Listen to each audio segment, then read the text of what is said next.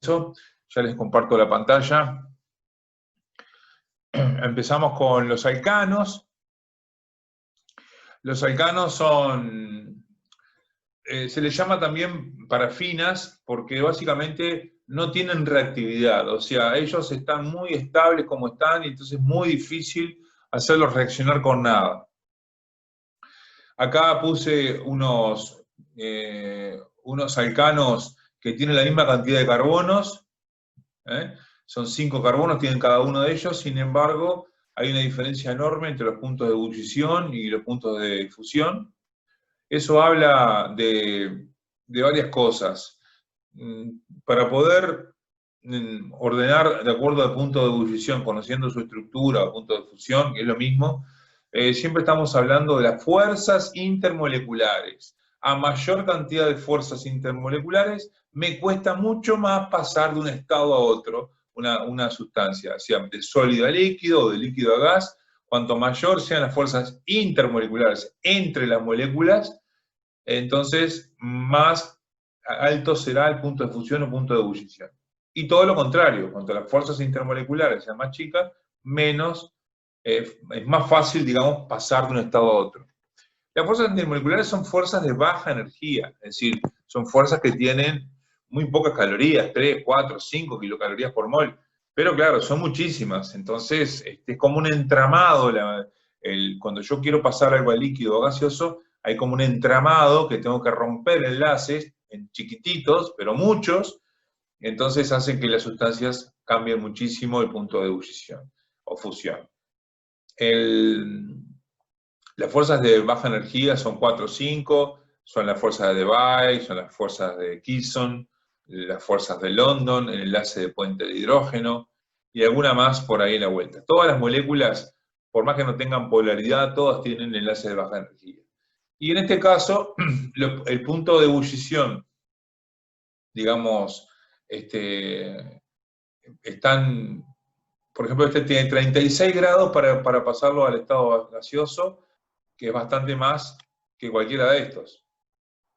En este caso las moléculas se ponen una arriba de la otra, entonces generando estas fuerzas de London, que son, digamos, las que hacen que el punto de ebullición del pentano sea más alto que el resto.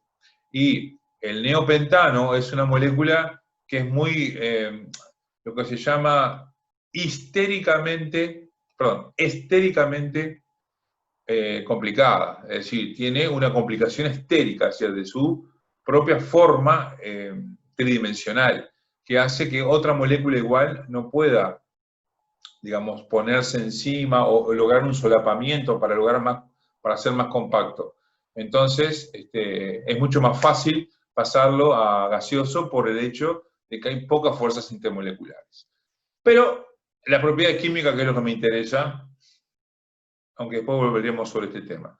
Las propiedades químicas son muy pocas, se oxidan, bueno, o sea, se queman, la combustión es bastante exotérmica, liberan mucha energía, como ya sabemos, el petróleo es un alcano, y por lo tanto, el petróleo, más bien, los derivados del petróleo, ¿no? Todas las bencinas, los octanos, lo que forma la nafta, lo que se llama el combustible de los autos, son todos alcanos, y liberan mucha energía. O sea, esa energía que está acumulada en los enlaces se libera una vez que se prende fuego, que se combustiona dentro del motor, por ejemplo. Después tenemos las reacciones más común de los alcanos, es la halogenación, es decir, agregar un halógeno en vez de un grupo R, como en este caso. En este caso yo tengo esta molécula que tiene 3 grupos R, R' y R segunda, pueden ser cualquier cosa, y un hidrógeno. Cambiamos uno de los X le llamamos a los halógenos, ¿verdad? Que puede ser el flúor, puede ser el cloro, o puede ser el yodo, ¿no? Y hay uno muy especial que es el bromo. Es intermedio entre el cloro y el yodo, está el bromo, que este va a ser muy importante para nosotros. Pero cualquiera de estos son los halógenos y se simplifican con la letra X. X siempre sigue siendo, son halógenos. Entonces, un alcano con un halógeno en presencia de luz, básicamente, se transforma en un derivado de un alcano, que es un haloalcano, de halógeno alcano, pues el bromo alcano, yodo, cloro, flúor, en fin. Entonces, esta reacción transcurre de forma muy diferente al resto de las reacciones. Por eso la vamos a ver en principio y después volveremos mucho más tarde sobre este tipo de reacciones. Es decir, por ejemplo, tengo el metano, le agrego cloro, sustituyo un hidrógeno de acá por un Cl, ¿tá? Formando el clorometano. Si le agrego otra molécula más a la sustancia formada esta, al producto que es el mismo que este producto es el mismo que este, si le agrego otro cloro, bueno, sustituimos dos cloros. De a uno vamos sacando cloros, hidrógenos de la molécula y pasando a tener cloro. Este es el cloroformo. ¿tá? Se los presento, cloroformo, una de las primeras sustancias que se descubrió como anestésico. Ya no se usa nada más, por ejemplo, en medicina. Y después el tetracloruro de carbono es el último, o sea, la última sustitución de un hidrógeno por un cloro. Pasamos a la siguiente hoja. Ya se les paso para seguir hablando de este tema. ¿Cómo es que reacciona esta sustancia? ¿Cómo pasa esto? Bueno, esto lo vamos a ver ahora. Ahí va. El mecanismo de reacción. ¿Ok?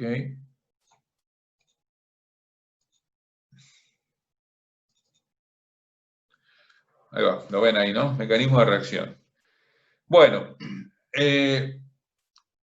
para eso primero tenemos que poner, digamos, ponernos de acuerdo en cómo vamos a, de alguna manera, representar lo que pasa en la molécula en el laboratorio, en un tubo de ensayo. ¿Cómo lo representamos en un papel? Entonces, vamos a ver que estos mecanismos, llamados mecanismos radicalarios, estos mecanismos radicalarios transcurren por medio de radicales. Es decir, siempre las reacciones químicas transcurren con el movimiento de los electrones que van de una sustancia a la otra y arrastran, digamos, los electrones, los núcleos. Los núcleos nunca intervienen en las reacciones químicas, siempre permanecen constantes, pero no participan de la reacción. Son los electrones. Los electrones pueden reaccionar de a pares, de a dos, que es lo más común, o de a uno solo, que es el caso que vamos a ver ahora. Y está muy de moda ahora hablar de los radicales libres y todo eso, bueno, que son exactamente esto de lo que vamos a hablar ahora, los radicales. Son, la verdad que sustancias muy reactivas, que decir que no están conformes con tener un solo electrón, entonces buscan rápidamente otro que tenga un solo electrón para poder rearreglarse. Eso pasa en presencia de luz. Es decir, yo tengo la molécula esta AB, esta molécula AB, ¿ah?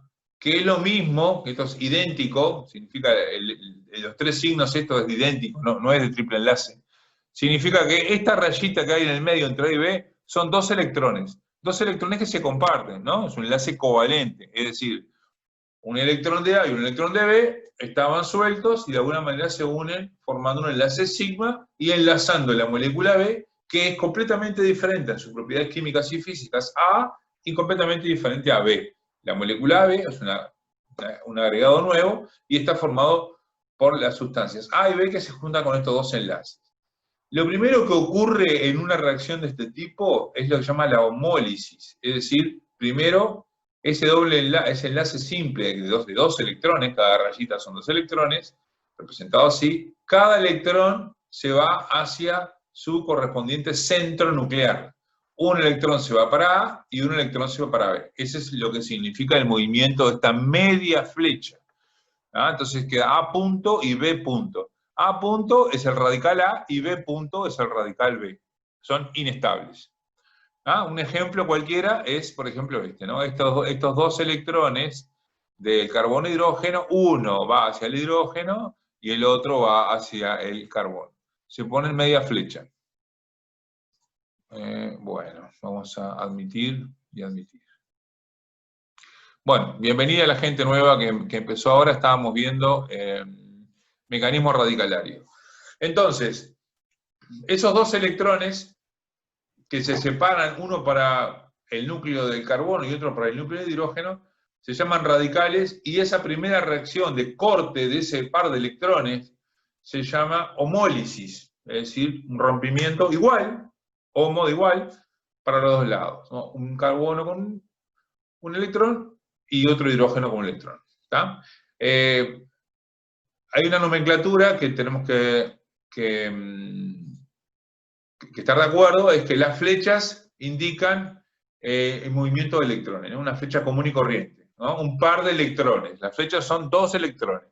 Mientras que cuando hablamos de mecanismos radicalarios, hablamos de un solo electrón. Por eso es que ponemos como media punta, son medias flechas cada una de estas, no son flechas enteras. Que la diferencia en heterólisis, que tengo la molécula B, como tenía acá arriba, pero en vez de que un electrón vaya para A y otro para B, bueno, B se lleva los dos electrones y queda B menos, y A se queda sin esos electrones, era neutro, por lo tanto queda positivo. Por lo tanto, conclusión, un negativo significa dos electrones arriba de la molécula de B o del átomo de B. ¿Se entiende? Bueno. Esto voy a escribir acá. Esto significa dos electrones. Y esto significa que le faltan dos electrones. ¿Por qué se pone en redondito? Bueno, porque para que no se confunda con un enlace, se pone digamos, como en un círculo, tanto la carga positiva como la negativa. ¿Está? Siempre es un par de electrones el que se mueve. Bien. Seguimos adelante. Acá tengo un ejemplo cualquiera de cómo se mueve un par de electrones. Siempre va del enlace hacia el núcleo. Del enlace carbono-hidrógeno, no va del hidrógeno, sino del medio, porque es donde están los electrones, hacia el átomo, hacia el núcleo de carbono, dejando un carbanión, ¿no? En este caso un carbono negativo, y el hidrógeno sin su par de electrones, por lo tanto queda el hidrógeno protón, o sea, un protón solo. Si hacemos el proceso inverso, donde el par de electrones se lo lleva el bromo, se forma un carbocatión, ¿no? Y después se queda el bromuro. Eso es, digamos, la nomenclatura que vamos a seguir. La otra nomenclatura que es clave en todos estos temas es qué significa nucleófilo. Núcleo, el nucleófilo de núcleo, filo de apetencia por, o sea, nucleófilo es una sustancia que va a ir hacia el núcleo. Por lo tanto, tiene un exceso de electrones, ¿tá? Y esos electrones son atraídos por un núcleo que siempre es positivo. Entonces, siempre las sustancias en la naturaleza tienden a tener la mínima energía posible con el mayor desorden. Eso ya lo sé, ustedes lo saben. Mínima energía posible, entonces, se compone cuando una sustancia deja de ser cargada, está neutra. Cuando es neutra, digamos, adquiere su menor energía interna y por lo tanto es más estable, que es lo que tiende. Una sustancia más reactiva tiende a reaccionar más rápido o con más vehemencia, con más fuerza, si, digamos, no está estable, o sea, o es una carga positiva o es un radical. Bueno, y el electrófilo, que le gusta a los electrones, es una especie que es deficiente, o sea, que le faltan electrones. Entonces acepta cargas negativas. Acuérdense que lo que se mueve en la química orgánica, por ahora, más adelante, como tengan química orgánica más avanzada, no es así, pero por ahora lo que saben es que lo que se mueve en química orgánica son los electrones. Son los protagonistas de todo lo que pasa en la química orgánica, son los electrones. ¿Ok? Bueno, muy bien. Vamos a ver la próxima diapositiva, que es que seguimos hablando de esto. Vamos a ver si podemos entrar en lo que me interesa a mí hoy, que fue lo que yo le estuve les estuve fogoneando ahí en el grupo. Bueno, seguimos con las convenciones, porque quiero que quede claro esto. No sé qué bien claro lo tienen, y visto muchas cosas raras por ahí en la vuelta. Chicos, lean libros, que es la forma de estudiar este tema, porque por ahí en internet es mortal las cosas que hay, la verdad que cosas que están muy mal. Bueno, acá veo, las flechas siempre van de las cargas negativas, de la parte negativa, en este caso de este par de electrones, pi, ¿no? Esta par de electrones pi que tiene el benceno, van hacia una carga positiva. Lo negativo ataca hacia lo positivo, nunca es al revés. Una vez que ese doble enlace viene hacia el carbono, queda este carbono de acá, queda positivo, porque le falta. Digamos que si un doble enlace es como que yo estuviera agarrando en este momento algo en mi mano así, entonces cuando viene algo positivo yo abro, entonces en una mano tengo una cosa y en la otra mano queda libre, ¿no? Digamos, es algo por el estilo. El enlace pi es como que es un enlace que va en el mismo plano, entonces al irse ese par de electrones hacia el carbono positivo, deja la carga positiva en este otro carbono que es, digamos que si estaban agarrados de la mano, bueno, le soltó la mano. Siempre en las reacciones químicas tiene que haber una igualdad con respecto a las cargas, ¿no? Y a la masa. O sea, tiene que haber la misma masa y la misma carga como toda reacción química. Es decir, si acá de este lado de la igualdad había, o sea, estos son reactivos, se pone arriba de la flecha porque no tengo que igualarlo geométricamente, o es un reactivo que está en exceso, entonces no es parte, digamos, no es una sustancia secundaria. Entonces cuando pasan eso, no lo pongo como más un reactivo más otro, sino que lo pongo encima de la flecha indicando eso, estoy en exceso, no es un reactivo tan importante, es decir, o es un intermediario, o es un catalizador, en fin. La sustancia importante es esta. De cualquier manera, las cargas está igualada. Tiene una carga positiva de este lado y una carga positiva de este otro. Eso es muy importante que ustedes entiendan que lo tienen que hacer como lo hacían en la química común y corriente. Seguimos. ¿Cómo es el mecanismo de halogenación de los alcanos? La única reacción que tiene, digamos, en forma potente, los alcanos, además no reaccionan con nada, a no ser la combustión como ya vimos. Bueno, muy bien. Habíamos dicho que era un mecanismo radicalario. Lo primero que pasa es que el cloro, por ejemplo, vamos a agregarle cloro, que fue el ejemplo de hoy. El cloro, este enlace covalente puro, ¿no? Porque es cloro y cloro, se parte por medio de la luz, HNU o calor, se parte en dos, la homólisis, dejando un electrón para cada cloro. Ese paso se llama iniciación. Muy bien. Hay más gente esperando. Bueno, no sé. Listo. Bueno, iniciación. Después voy a hacer reaccionar ese cloro radical con un metano. El metano es H4. Acá intenté mostrar que el enlace carbono-hidrógeno también se parte en dos, ¿no? Por medio de la luz. Esto todo catalizado por la luz. Fíjense que este enlace que está acá, que señalo en rojo acá, son dos electrones. Uno de ellos se junta, uno de ellos se junta con el otro, con este electrón del cloro, formando un enlace, el enlace HCl, ¿ok? Dejando este CH3, este metilo, con un solo electrón, es el radical metilo. Bien, el radical metilo es muy reactivo, como yo les dije, o sea, no intenta permanecer solo. De ahí digamos, la reactividad esa enorme que tienen los radicales hace que sean peligrosos para la salud.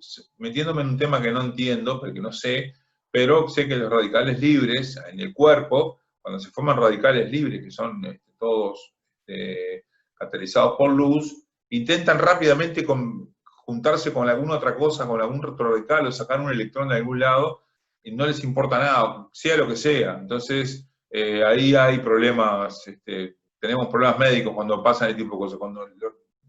Hay que eliminar los radicales libres, digamos, de las dietas y del cuerpo de alguna manera. Bueno, muy bien.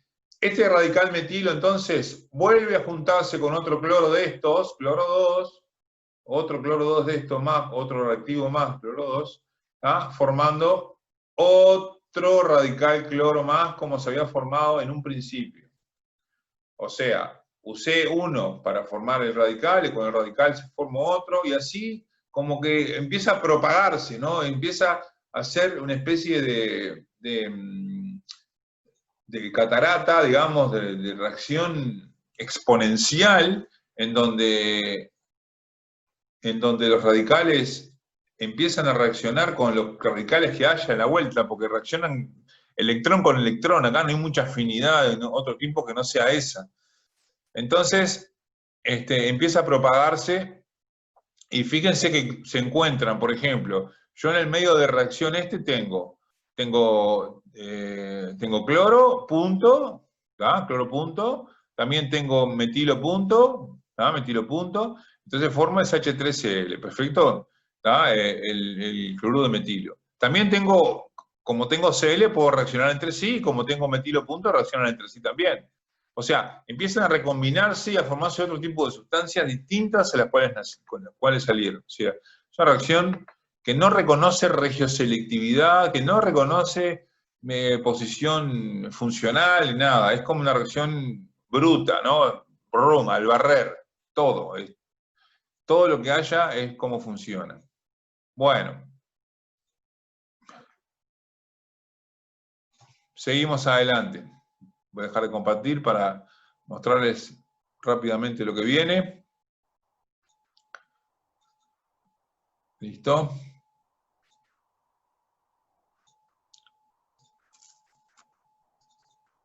Ahí va. Bueno.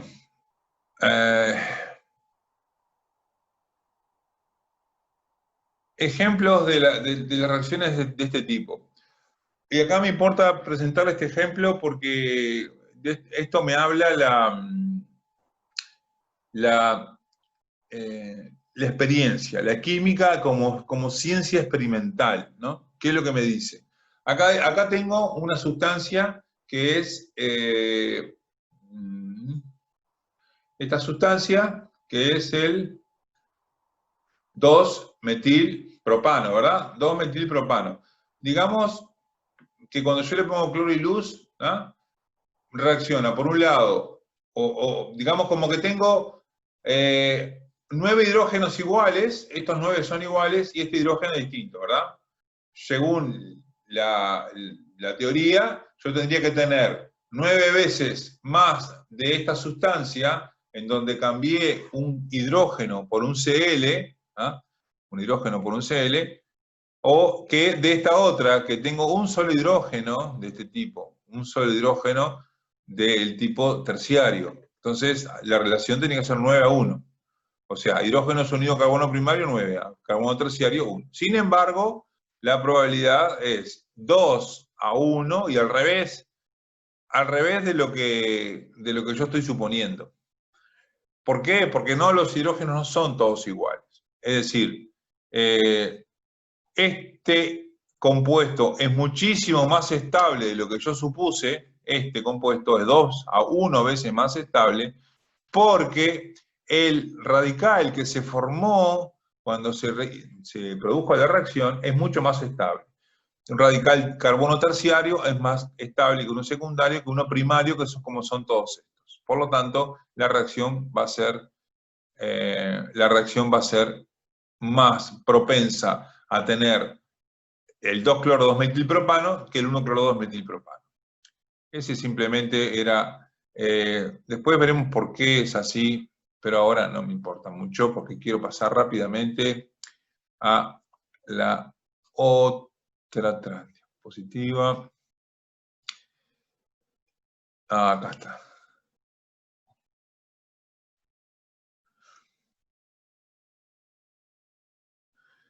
Que básicamente es la explicación de esto.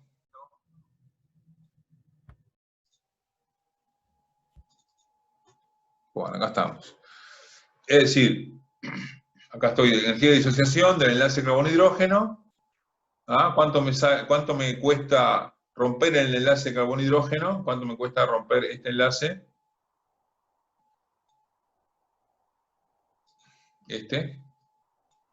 Para que me quede el punto, el radical este terciario. 86 kilocalorías me cuesta. Este me cuesta 89, este 96, el 102. Es decir,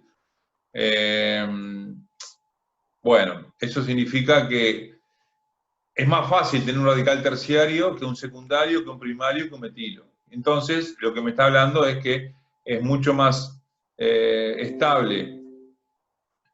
Es mucho más estable un carbono, un radical terciario, como es este caso, que un radical primario. Eso es lo que me habla de la energía de disociación del enlace. Me está diciendo que me cuesta menos energía, ¿tá?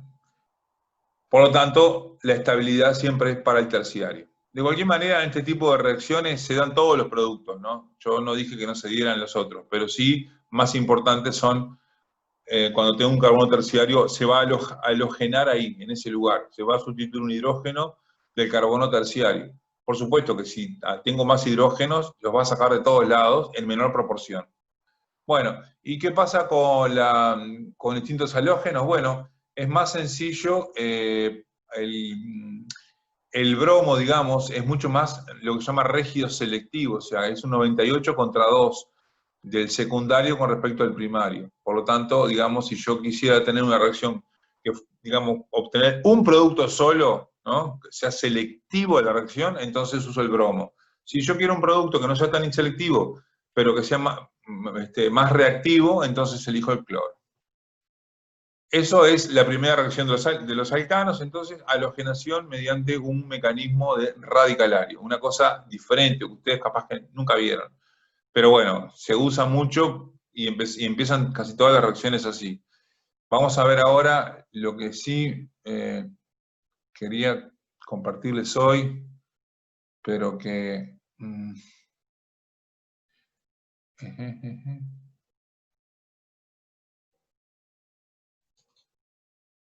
a ver si es esto. Sí. Vamos a ver si lo ven.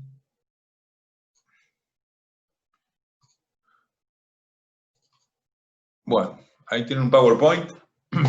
Que voy a hablar de reacciones de los alquenos. Los alquenos, doble enlace. ¿Ah? Vamos a ver reacciones de los alquenos y vamos a hablar hoy de la adición electrofílica. Primero, ¿qué es una adición? Es al doble enlace le agrego, le adiciono, le sumo algo que no tenía. Acá tengo un carbono, dos carbonos con 4 sustituyentes, ¿ah? Y voy a adicionar la molécula o el átomo X y la molécula o el átomo Y. ¿Ah? Lo voy a adicionar, lo voy a agregar al doble enlace.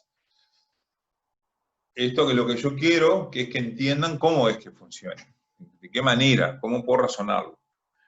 Las otras reacciones que tienen los alquenos es, o la eliminación es cómo lo formo, ¿no? Esta sería la formación. Paso de la sustancia X e Y y lo elimino X e Y y paso a ser el alqueno. Es decir, ustedes me dirán, es la reacción inversa. Sí, claro, es la reacción inversa, pero no son las mismas condiciones que hay acá que las que hay acá.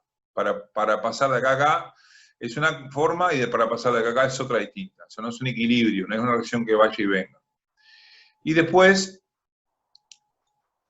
lo otro es las reacciones de sustitución. Es decir, tengo el carbono X, le agrego un Y, y bueno, cambia la X por la Y. Es decir, es sencillo. Vamos a ver la 2. Y acá sí vamos a hablar de lo que me interesa a mí, que es cómo logramos adicionarle algo a un doble enlace.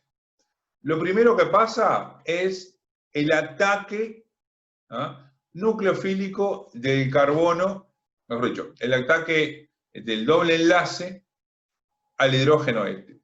¿Por qué ocurre eso? Porque el hidrógeno y el bromo, acá en este caso, tienen digamos, momentos dipolares muy diferentes, o sea, tienen polaridades muy distintas.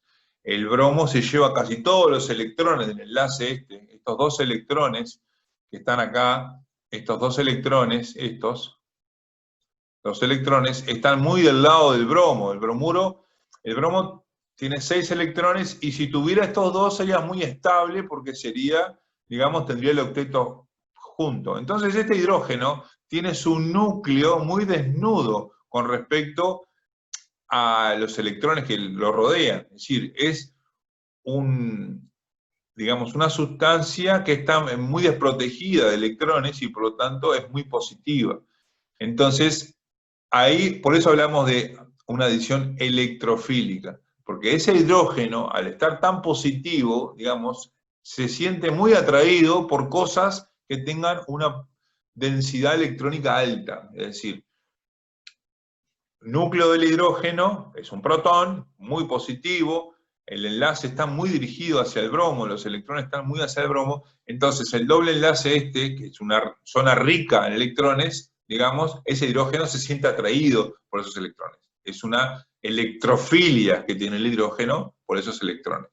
Por lo tanto, y como dijimos antes, primero lo que pasa es que el enlace pi, de los par de electrones, va a buscar ese hidrógeno, lo va a buscar a este hidrógeno, porque está viendo su núcleo positivo. Esta reacción es muy lenta, por eso las flechas dicen que están como muy desplazadas para este lado, para el lado de la izquierda, porque obviamente las dos sustancias que están formando parte de este mecanismo son sustancias muy estables.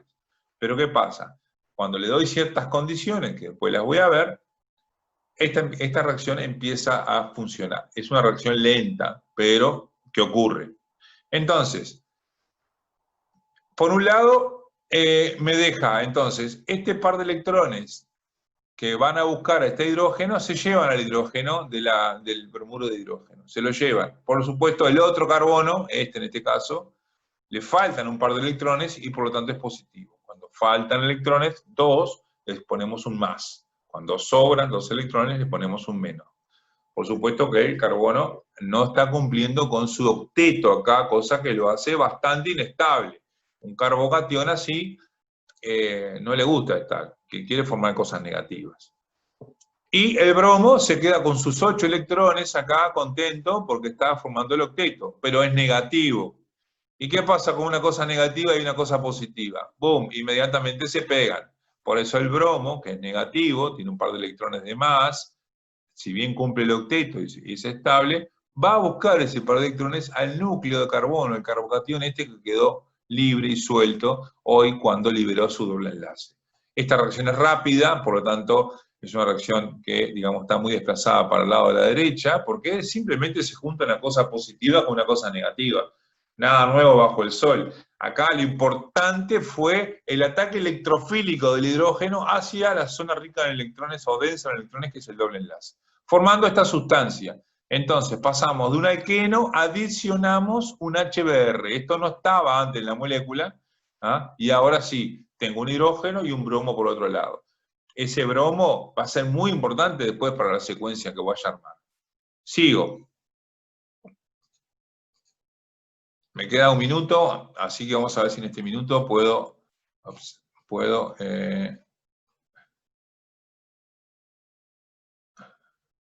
vamos a ver un ejemplo un poquito más complicado. Yo acá tengo otra sustancia, 1, 2, 3, 4, esto lo empiezo a nombrar de este lado, es el 2-buteno, pero en el 2 también tiene un metilo, así que es 2-metil, 2-buteno.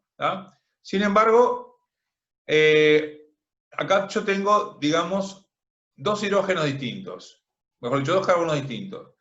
Este carbono, que no tiene ningún hidrógeno, y este carbono, que tiene un hidrógeno.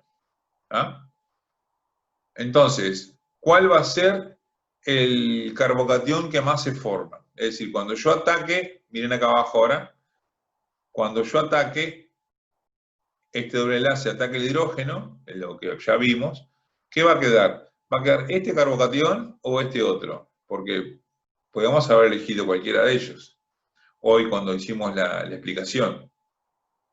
Es decir, el bracito de los 2 electrones se abre se abre y queda agarrado de este carbono, en este hidrógeno acá, así, en el caso este, quedando este positivo. Y en el otro caso, este par de electrones viene hacia el hidrógeno dejando a este positivo. ¿Cuál es el que ocurre? Bueno, según la experiencia,